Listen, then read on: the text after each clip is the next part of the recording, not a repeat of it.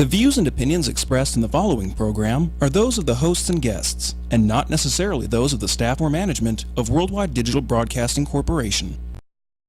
Rise! Get yourselves together! Rise! Stand up and live your life! Rise! Get yourselves together! Rise! Hands up high!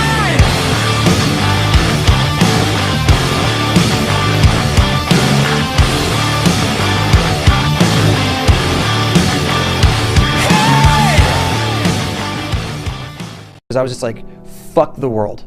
Like, not like I need a break, like honestly, like fuck all of you, like everybody and everything, and I don't like doing anything anymore. Like nothing makes me happy.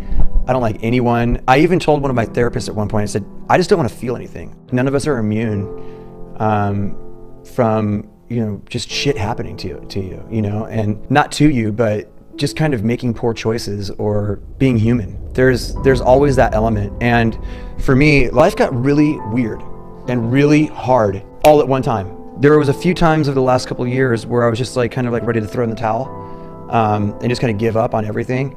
But I found that for me, most of my suffering is self-inflicted. It's not like it's coming from some external source that's making me feel that way. No one can make you feel anything. It's what you think about and you're internally that makes you feel things. Like you are the only person that makes you feel anything. And so I know that I have this pattern of getting into these kinds of thoughts and these kinds of actions and choices. I've always had these kind of depressive side, and I think that's something some people may not have gone down the road of like injecting and like living on the streets and like, you know, that kind of stuff.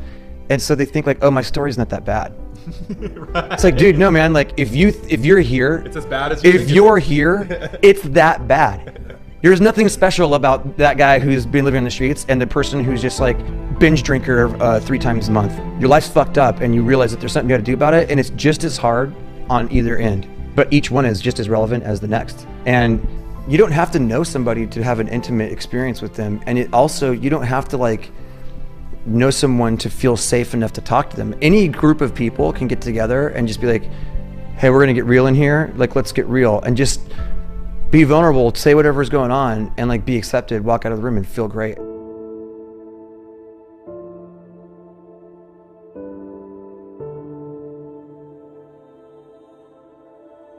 Welcome to the Rise Above Show. I am Joe Peroni. And I'm Heidi Mancini. Tell everybody about our sponsors. Our sponsor is Jay Jung from City Athletic Club over on Sahara in Summerlin. So if you're looking for a gym to join, they're the place to go. We want to take a moment to thank Marie. It was she's Las Vegas Best mealprep.com, originally called mealprepvegas.com. So her number is 702-624-9286. So if you're looking for food prep meals to make your life easier in general, or if you're trying to lose weight or you're a competitor, she will customize your meal plan to your needs and your cost, of course. And if you go on the website, she has all the different meal plans that she offers and estimates of pricing. So those are our partners in our show. And you better hurry up too, because Marie is getting so busy. She's getting busy, yeah. She's getting a lot of clients. She's getting a lot of clients from us advertising for her on the Rise Above Show on Twitter and Facebook, Instagram, and also Twitter. So if you're looking to partner with the Rise Above Show, we're always looking for ways to help you build your business, push your product or service, so we can help you get more clients or customers, and you can also help us keep a good quality show going every week at the www.dbtv.com. That's where we're out of live. And then, of course, all the shows are archived at www.dbtv.com. We're also on YouTube under Rise Above, Joe and Heidi. You have to type in Joe and Heidi because there's a lot of headings with Rise Above. And also on josephperoni.com, that's Joe's website, where we also archive the shows, and we give a little blog every week about the show from the previous week. So you can also get your information there. You can get information about Joe's business as a personal trainer. He's also a marriage and family counselor. He has things on that website regarding that and our life. You know, we have life pictures of what goes on in our life. And then, of course, on Facebook, we have a Rise Above show. We have a Rise Above page on Facebook. So if you'd like to go there and like our page and check us out, you can always private message me. I handle all the social media part of the show. So if you're wanting to partner up with us for advertising and helping in the community, we would be more than willing, we'd love to help you out, and you would help us out too. So we want to thank anybody that would join our partnership. Also, I want to announce that on Sunday, August 27th at 2 p.m. here, 2 to 4 p.m. here at the Lumosity Center, I'll be holding my first with Sarah Magnus. She's going to help me with this workshop and clinic. The Self-Esteem Butterfly Effect is the name of the. My phone's going off. Anyway, that's the name of the program is called Self-Esteem, the Butterfly Effect. And we're going to talk about your relationships with food, your body, and life itself, and get some ideas and get some guest speakers in on our workshop. So hopefully it's a good event. So hopefully we see you here. It's $20 if you get the ticket pre-workshop, $25 at the door. Women only? Women are coming, but from what I understand, there's a couple of men that are interested to come on Sunday, and they're more than welcome to attend our workshop. And again, in the future, we will be doing self-esteem workshops for the men out there, because they have issues too that are separate from women that we need to help them grow from, and help the young men that are coming up develop a strong sense of self-esteem and being a man. Joe will probably be working more, you'll be working more on that end of it with the gentlemen, but that is in the future. And of course, anybody's welcome to these workshops, because you might have a sister, a mother, a girlfriend, somebody, a wife that you're involved with, and some of the things that we talk about, men can get like a different perspective on what they see, what they observe, and they can maybe make a better understanding of maybe what they're seeing and going through. And it might help the relationship, or they might be able to tell their wife or girlfriend about it. Hey, I saw this great workshop. Why don't you attend and see what the girls are doing? And it's all ages. We want teenagers, all women of all ages are welcome to come. And if you have a special talent, skill, legitimate, you're welcome to come in and share that, because we want to teach life skills to the women and these girls that they're not getting. The young girls are not getting that anymore in school. Home economics and hygiene and presentation, how you poise yourself. These are things that, a young woman, it is part of grooming, and it is part of our, upbringing too, and that is part of self-esteem when you have some skill set. And yep. So anyway, that's it. That's all I got to say. It's just a lot. Sorry. All right, so we're going to start off the show. In the very beginning, we had a video that I played of Chester Bennington. If you didn't know who he was, honestly, I'm not really a fan of the music, but that has nothing to do with what we're doing today. But I felt that what he said was very important, because there's a lot we can pull from what he said. If you don't know, that was the last interview he did. He committed suicide after that video, and he hung himself is what he did. And one of the reasons, this is a very difficult show, because we're dealing with suicide, we're dealing with depression, and I know people have a lot of strong opinions, and we're all entitled to them. But I also feel we need to do a show on this, because social media is almost totally hijacking mental health. It's totally changing it. It's redefining what mental illness really is. And I see this over and over again. Most people don't actually know what depression is. There are plenty of things I see on Facebook about people glorifying suicide. Like Chester Bennington, he was this lost angel that just needed to go home. Let's not glorify it. He was a very sick, disturbed man that went through a lot of abuse as a child, and he never worked through his problems, and unfortunately he committed suicide. That's what it is. He's not some angel that felt like he needed to go home. I see a lot of people out there, they're cutting themselves, and they think it's somehow this ritualistic fun thing. There's things called pro-ana, in other words, people who are pro-anorexia, where it's this inspirational thing to be as skinny as you can. there's nothing inspirational about anorexia. That's something else that has an incredibly high mortality rate. So we're playing with things now that can kill you, and for some reason in our society, we think it's almost a good thing. There was a show on TV, was it Netflix, a few months ago called 13 Reasons. It was so popular. And it made suicide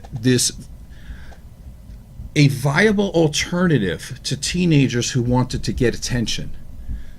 Right? And It's I attention just don't seeking. see And one this. thing I want to say about that, when you mentioned social media before, with everybody going on social media, it's another attention seeking way of getting attention because, I was thinking about this earlier today when I was thinking about doing the show that, when I was younger and I was a teenager going through stuff, I think every single one of us have gone through some crisis in our life. I think every single one of us have experimented with some type of drug or alcohol, something in our lifetimes that we thought this would make us feel good or it'd take us temporarily out of the situation that we're in.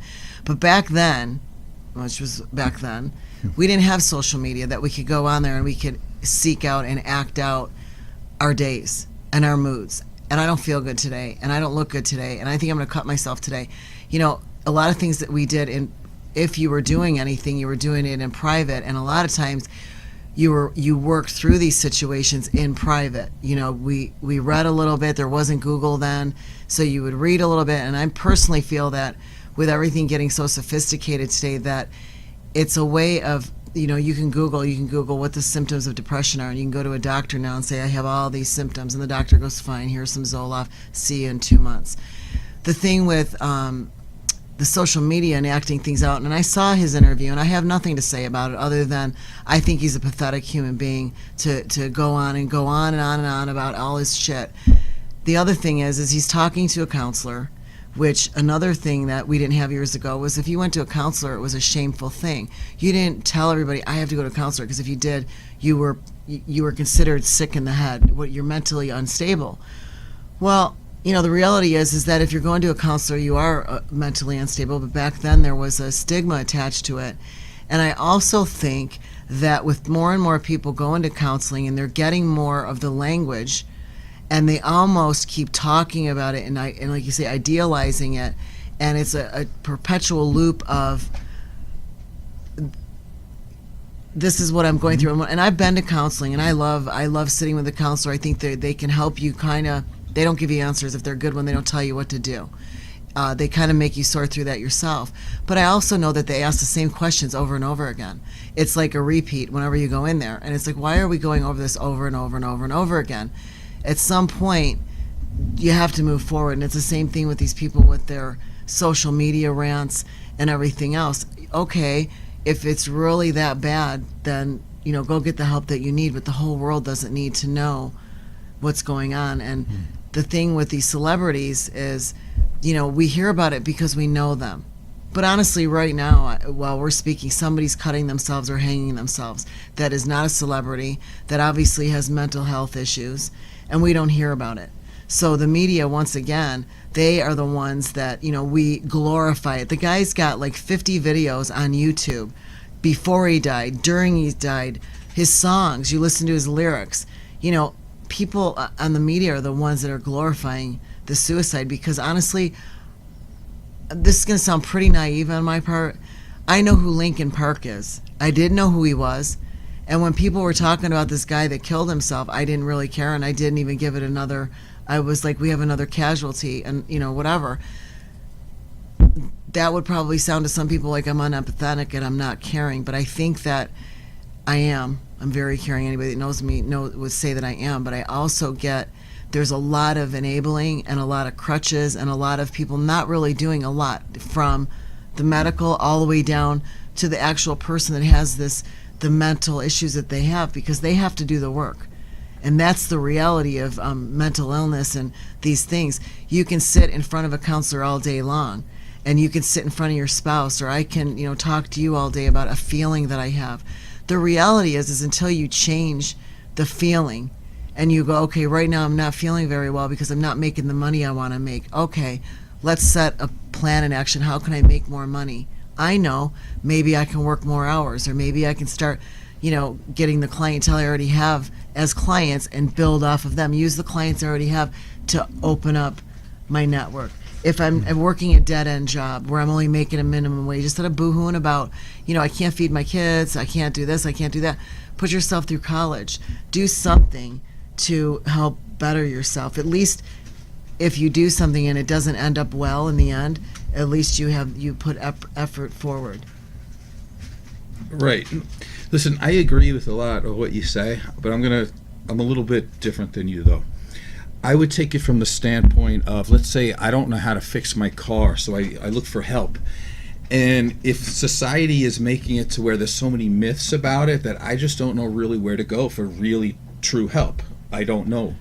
So I'm going to take it that way with mental illness or any psychological discomfort. There's a lot of people out there who do seek help. The problem is that social media is so rampant with people doing the wrong thing. And psychology overall is a screwed up business because they make most of their money off of giving you drugs. So we're not really handling the symptoms. I mean, we're handling symptoms, but we're not really handling the cause. And so we have this circular loop of just incompetence all the way through. So although I do see a lot of negative, like you said, and it does get me kind of, let's say, frustrated, I also feel that there needs to be a good, strong, powerful, honest voice in the wilderness. And that one's going to be mine. Because I need to say the truth about where this stuff happens. Like right now, as it is, if you had a lot of trauma in your life and you feel alone, it's going to feel very comfortable for you to be on social media or find friends where you could have like this misery loves company thing. Unfortunately, when you're in around a group of other people like yourself that don't know where you're going and there's no leader, you're going to end up where you are. You might feel a little better, but you're not going to do any better. And that's where the problem lies. I have a study here that says 40% of people 21 and under, they admit to faking a mental illness. What does that tell us? That it's so in. You could go on the internet right now and find shirts that say, I'm cute, but I'm also bipolar, there's a lot of shirts glorifying all of these mental disorders. And it's almost like it's the in thing. People are happy about it and they just kind of fall into it.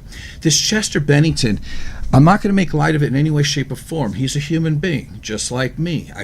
I don't know him from anybody, but he's human. So I feel bad that someone would think that they need to end their life to make their pain go away. It's horrible. But what's also horrible is to watch the thousands upon thousands of people commenting about him, saying that you did so much for me. You're such an inspiration to me. You're a great guy. You really brought out this. I feel the same way. And I'm like, well, you're all sitting in this pit of pain, but no one's looking outside of it trying to get better, and no one's seeing it. The first thing that they talk about is how depression leads to suicide. And suicide is the number one cause of suicide. But let's get to it. Let's be honest right off the top. Depression is a symptom. It's not a problem. Depression doesn't just throw itself on you. It is a very long cascading of negative events without you taking charge to do something positive to change it. Depression is actually not a bad thing in the hands of a competent human being. Depression is a normal response to the world. Okay, it's not a level of health to be totally adjusted to a sick world. Okay, if you have intelligence and you have empathy and compassion and caring, you will always have a low level of depression. John and I can have this conversation about going to the Who concert the other night and watching how an end of an era where musically talented human beings are getting pushed out only because of their age.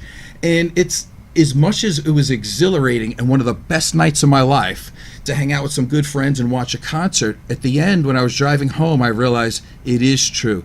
It's the end of an era. and there's a sadness that goes along with it. And it's the same thing even when I'm with Heidi. I can have a great night and be like, this is really awesome. But I also know that every day gets one day closer to the day of my expiration date, and I'll die. Like, that's just basic being alive. If you are human, you're going to feel depressed at certain times, right? Sometimes it's just being sad. But you'll always have that if you're a human being and you're an intelligent human being. Do you want to throw in on that? One thing, yeah, and like I said, I guess I get sad sometimes about different things, but I try not to stay on that feeling very long, just because when I get depressed, I get very down, and then I start, not liking who I am. So I've learned to, I'll say, okay, I'm not feeling good about this right now, but what are the good things that are going on right now? I know I'm still here. I'm still productive. I'm still pretty healthy. I try to put my mind, because if I think about dying long enough, it scares the hell out of me that, I'm 52 and I'm getting closer to, there than, I was when I was younger. But I try not to sit on that thought, because it scares me. It gives me panic attacks and things like that. So I just go, we'll be thankful. What are you doing right now? One of the things I want to touch on that you didn't bring up was the family of him, the wife and the kids. Now, his kids are small, so they're probably not feeling it right away. But, to me, I go, wow, there's all this glorification of how this guy hung himself. They, go over and over on YouTube about this, but there's only one mention from it's a 3-minute video from his wife that really doesn't talk about much other than finding him. But there's no conversation going on about how's the family dealing with this. Everybody's more concerned about the fans. Like, I'm so concerned about, I'm hurting. You hear people in the salon and this and that. Oh my God, I'm so devastated. Are you shitting me? Like, you didn't even know this guy for real. You only knew him like on TV, and but nobody's saying, I wonder how his wife feels, and I wonder how the 2 children that you have, how they're going to feel being raised without their biological father, or what they have to live with the stigma that, either they're going to keep it a secret from the children because there's a stigma attached to suicide. The mother's maybe going to tell them the truth, or maybe not. Then that's the other thing we do. We fluff it over and we go, well, your dad he died. He wasn't happy. Because you hear that a lot too. Nobody really wants to talk about, yeah, he killed himself. So... Yeah. What were you going to say, John? John's getting my attention. This is important. So, if we're talking about depression, right? And you made a comment, if I understood it or heard it properly, that it is part of the human condition. It is, yes. And is not. I mean, my theory is, I could be full of crap, but the intent of that is to be a motivating factor. Oh man, look at you! You fell right into my trap. Oh well, yeah. Screw you then. No. That's depressing as shit. Well, it kind of falls on what I just said about how I get a feeling. Right. But if I sit in that feeling too long, I can get panic and anxiety. But what it does is it makes me grateful for what's going on. But it can also act as a catalyst to get your ass going. Absolutely. I need to do something about this. I need to change this situation. Here's the thing about the universe, okay? The universe is the most amazing thing in the world. Let me start it with this. If you're hearing me and watching me right now, you are a biological marvel. It's absolutely an amazing thing that you're actually alive. You have only a 1 in 440 trillion chance to be born. And you were born. And you're here. I'm here. You're watching me. Explain that alone. Explain that for people who don't understand what you're saying. What are you saying? That 1 in 400 trillion. Well, because biologically, just the fact that it's, first of all, it's somewhat difficult for a girl to get pregnant. If you were that one sperm, is what, okay. Yeah.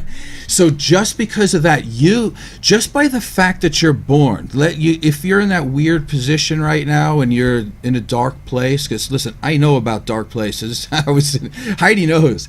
Listen, you are a winner. Just for the fact of your being born, you beat like 400 trillion other people to get here. That's a celebration right there. Yeah, so that's amazing. The universe is an incredibly amazing place. And let me tell you what the universe does. it has installed in us chemicals and all these features that allow us to adapt to our environment. One of them is depression. Depression is an amazingly good thing because there's something that needs your attention and you choose not to pay attention to it. So your body says, you know what, I'm going to shut you down.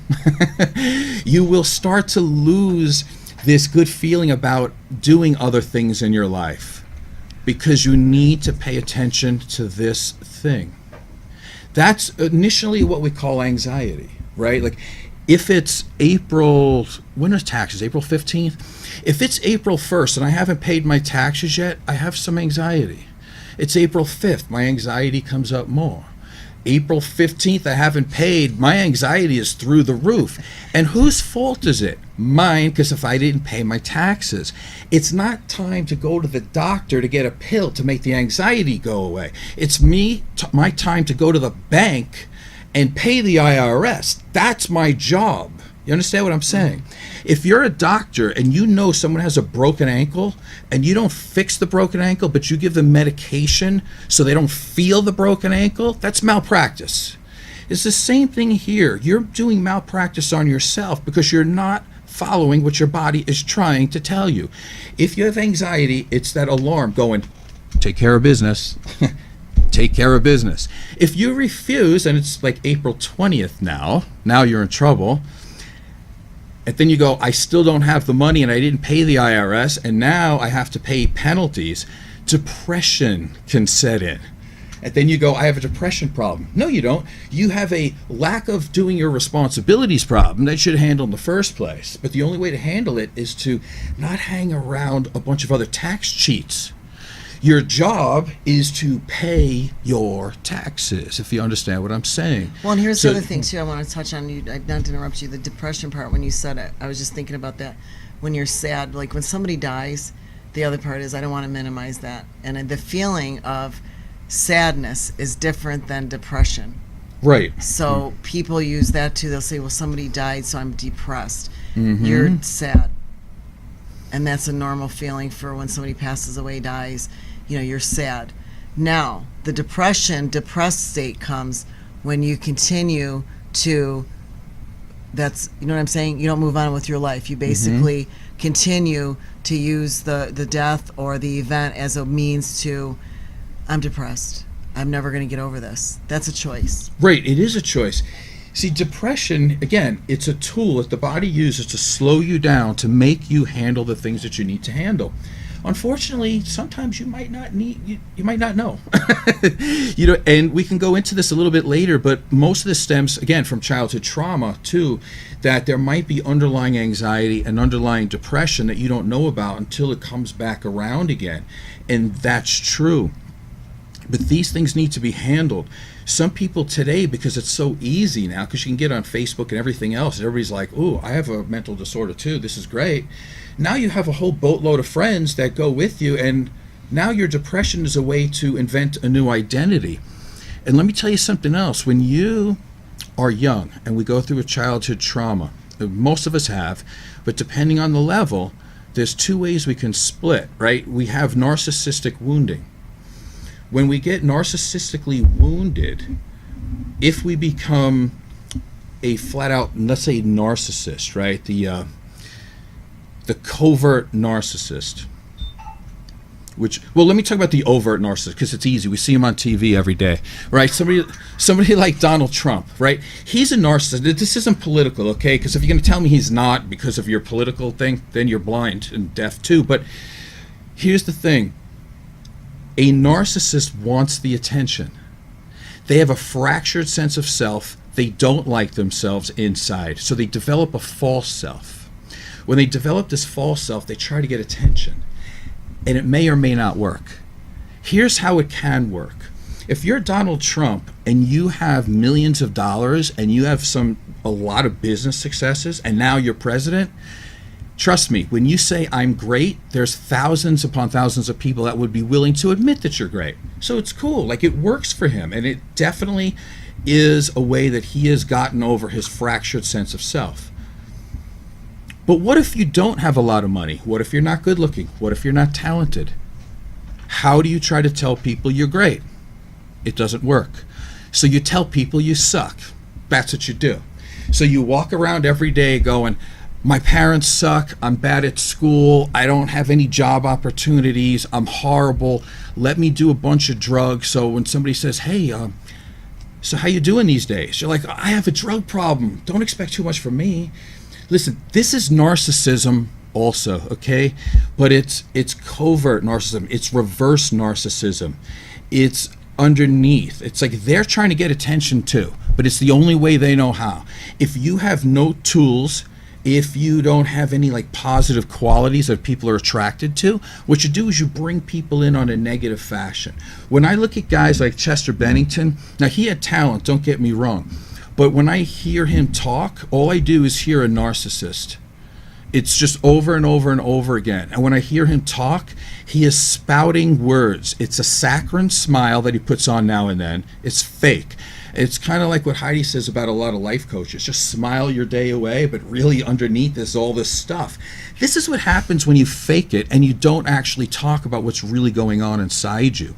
Chester Bennington he's a good poster boy for that, because in his words, and I'll go over them in a little while, he is spouting the exact words from cognitive behavioral therapy. There's nothing that he's saying that's intelligent or smart, by the way. He's just basically reading the script.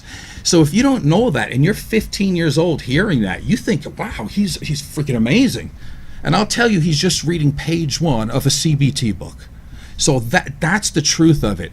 And the fact that he's reading it basically off the top of his head with no emotion tells me that he doesn't know how to apply any of it. And here's something else about CBT. They talk about your thought, first thought, will create a feeling in you. Makes sense, right? Here's a situation, I have a thought, it creates a feeling. That feeling will affect my behavior. That's how they talk about it. But here's the thing that they don't understand, and supposedly he's been in therapy for like 15 years. I don't know what therapist he's been to, or I don't even know if he's really tried. Because the fact is that a thought is also a symptom. So if you're in a situation and your thought is a negative one, I want to know why you automatically think negative. Well, Did you notice that in his speech that he was actually trying to educate people, which is even more sickening. But he never even considered that his thoughts have come from a very dark place. It came because he had a very fractured sense of self.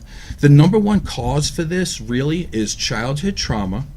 And when that happens, for some people, not all people, now remember when I say this, because it's really important, and you'll never hear it on the news, you'll never hear it in the media, because it's the hardest thing in the world to ever do. What happens is people disconnect from themselves. If this is you when you're young, and your parents are not emotionally there for you, they yell at you, they scream at you, they're not there to love you, there's no attachment, let's say they let you cry yourself to sleep, let's say they had a babysitter and they touched you inappropriately, let's say, which is what happened to Chester Bennington, by the way. He was sexually abused since he was, I think, 6 years old until he was about 11. What that does to a young child is it takes their ego or their sense of self and it fractures it. That's what that does at that age, because you don't have the mental capacity to say, that person's screwed in the head. They don't do that. They say, I'm screwed up. So what happens is, because you disconnect from yourself, you look at the world and you see this. And you say to yourself, well, any problem that happens in the world, I'm already messed up and torn. There's something wrong with me. So that is the start, and it will lead all the way to suicide if you don't start looking at the problem. The cure, and we'll take a little break as soon as I say this part here. The cure is to not disconnect from yourself. It's to take the time, the courage, the vulnerability, the pain that you'll have to do, because it will be painful, but it's better than killing yourself, is to put this back. So that's your job in your life. The only reason why these people are so have so much illness and so much discomfort and so much dysfunction in their life is because they have disconnected from who they are, and they have this life position of, I'm screwed up, but the world's okay. You get what I'm saying? Mm-hmm. So let's take a little break, and we will be back.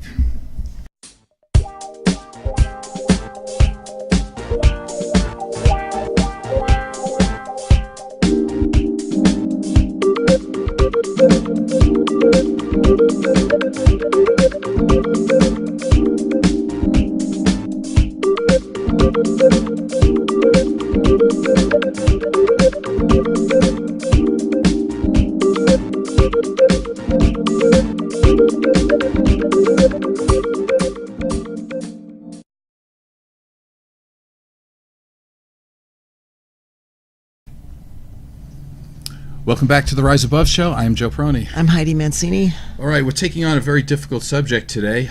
And listen, I don't mean to offend anybody or to hurt anybody any more than they already are if they're watching this.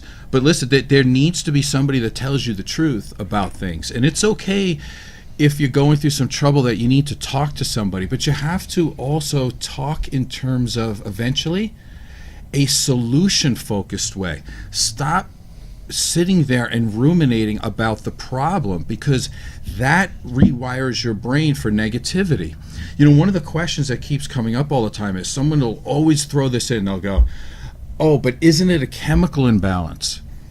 First thing I'll ask you is, you know, tell me, or do you know the name of the test that you can take? What blood test can you take that will tell you that there's a chemical imbalance? The fact is that there isn't any, so we have to throw that off to the side. It's very possible that there is a chemical imbalance from birth, and that could be true, although it's never been proven, and it's almost ever impossible to, even if it did happen, does anybody know anybody that it's happened to? The answer is probably no. Do drugs and alcohol, though, would that be considered a chemical that you could be chemically imbalancing your body for the fact that you're putting narcotics and toxins or mind-altering antidepressants in your system? Could that be a sense of, because you're distorting your own reality, and so you could be making a symptom or a behavior worse by self-medicating with drugs and alcohol. And everybody that I know that has issues with suicidal ideation, they are drug addicts or alcoholics, or they're doing some kind of self-medicating with drugs. Right. Listen, it's a great question. Let's take it from the drug standpoint. Every drug you take, what it does is it gives you a dopamine hit, right? It makes you feel good temporarily. Your body adapts to that. It's like plenty of men that I know, right? They overdose on testosterone to be big and strong. That's the quickest way not for your body not to make testosterone anymore. So now you will be testosterone deficient because the body will try to remain at homeostasis and will pull back the testosterone. If you take drugs to increase your dopamine, when you're not on drugs, your body will stop making dopamine or make a lot less, so you'll be walking around in a stupor most of the time. And you can see this all the time. So if you want to have low dopamine and you want to be depressed, take drugs. It's a good way to do it because, yes, it does screw up your system and you will have a chemical imbalance that you have induced yourself. That's where one of the problems is. Now, why do people do drugs? So we can talk about that forever. But for our purposes today, let's say you're self-medicating because of depression or anxiety.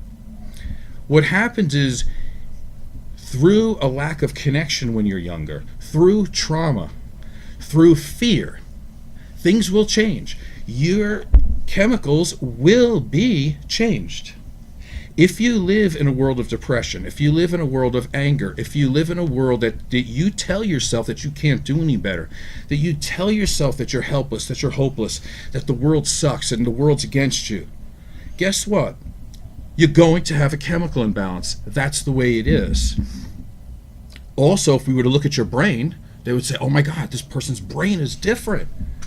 But you weren't born that way. If you live in fear, your amygdala enlarges. Your hippocampus gets smaller.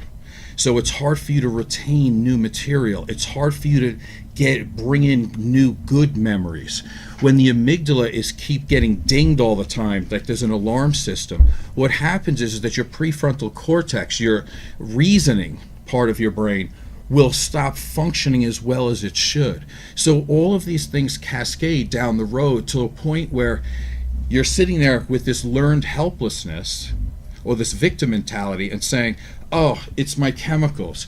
Listen, if you woke up every morning and thought of something good, your chemicals would start to change. If you would start to walk, work out, do something physical, cultivate a meaningful relationship. Don't have a relationship with people who are as sick as you or as bad as you. How is that going to help? You know, you need to get out there. And here's something interesting. You'll hear people say, I'm so depressed, I can't move, I can't do anything. It's this disease. It's not a disease. That's the thing. It's not leukemia, okay? You can stop it when you want to. I didn't say it was easy, but you have to make certain efforts. People with depression will say, I just can't do anything, I can't move. Oh, but you can do the things that make you worse or hurt you. You ever see someone who's depressed looking for drugs? Oh my God, are they motivated? They'll get their drugs. Trust me on this. They're the most motivated people in the world. You tell them to go get a job, all of a sudden, I have depression, I can't do it, right? So these things, and again, I don't want to be morbid and I don't want to be mean to anybody, but let's check it out. We have a guy, Chester Bennington, he hung himself. Chris Cornell hung himself. Do you know how hard it is to hang yourself? Do you know how much effort it takes to do that? First of all, you have to think of a place to do it. Like if I told you to hang yourself right now, you'd be like, well, I don't know. How am I going to do it? There's no place that I can actually attach anything to. I need a rope. I need to tie a rope. How am I going to do it?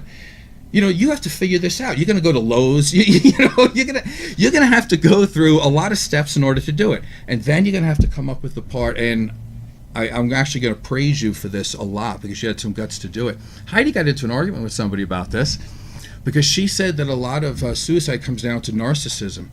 And she held her ground. And the truth is that for the people that don't want to hear it, narcissism correlates very highly with suicide. It's because they are thinking about themselves. Listen, Chester Bennington had 6 kids, I believe, or 7? 7, let's say 6. I'll give him the benefit of the doubt. I'm not sure. But Chris Cornell, he has 3 now, and then 3 from a previous. Okay, so yeah. And Chris Cornell had 5. So between the both of them, they had 2 wives and 11 children. You couldn't put it together to ask for help and talk for a little bit because I need to find this thing here. Well, my conversation with this was client it wasn't when he killed himself. It was somebody else a few months ago. Maybe it was that guy you were just talking about. Yeah, it was. And Chester. they go. No, it wasn't Chester. It was his friend. It was whoever. This was a while ago.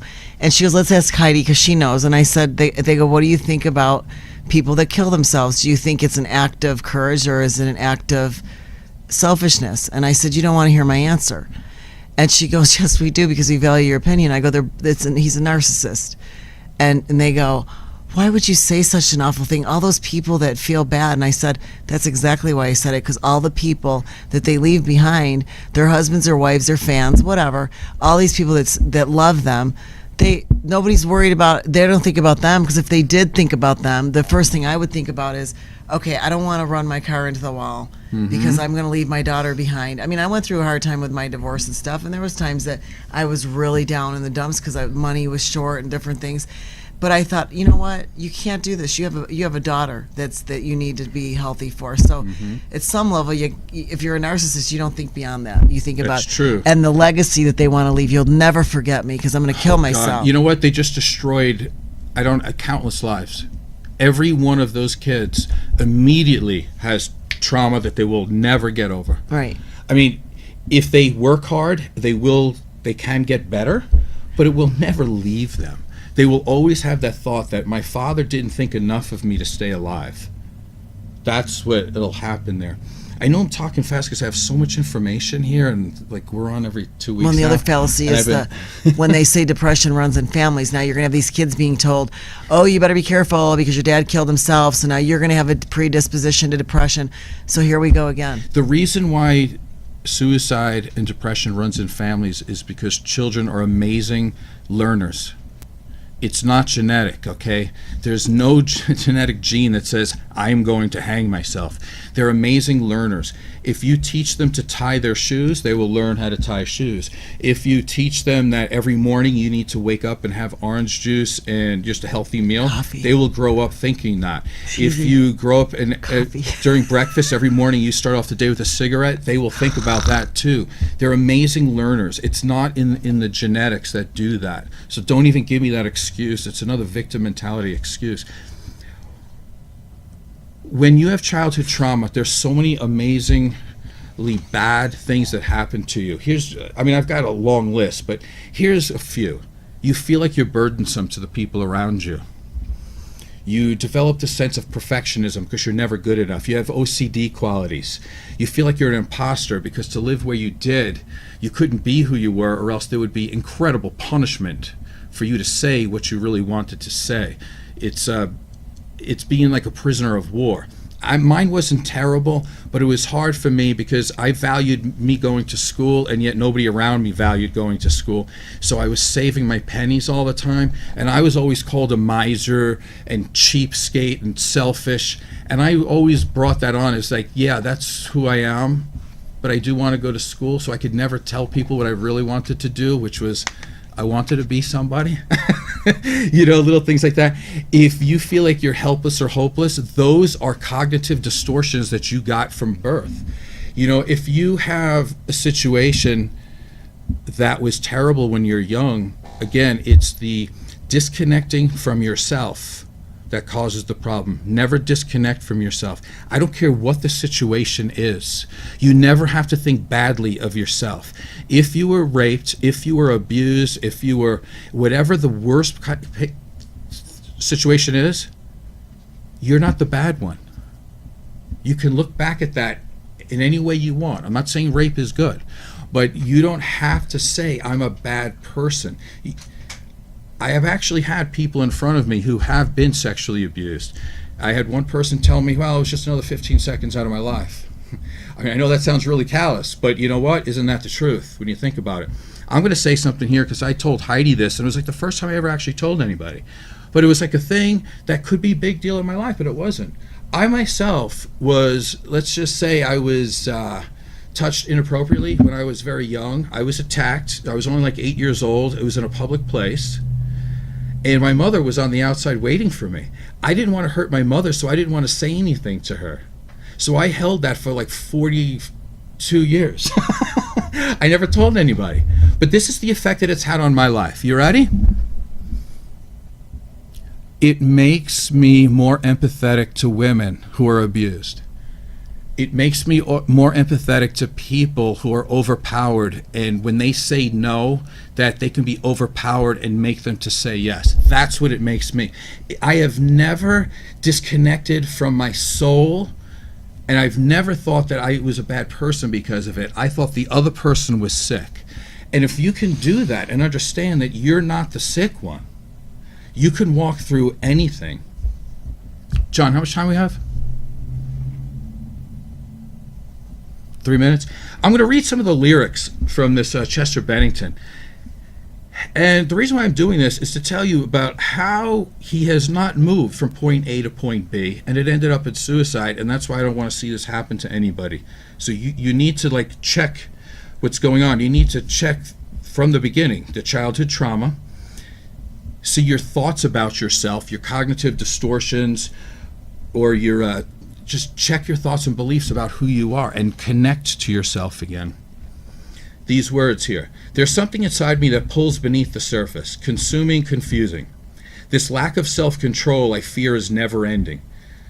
Controlling, I can't seem to find myself again. My walls are closing in. Without a sense of confidence, I'm convinced that there's just too much pressure to take. I felt this way before. I'm so insecure. crawling in my skin. These wounds, they will not heal. Okay, let me just stop there. Everything he's saying here is all about victim mentality and learned helplessness.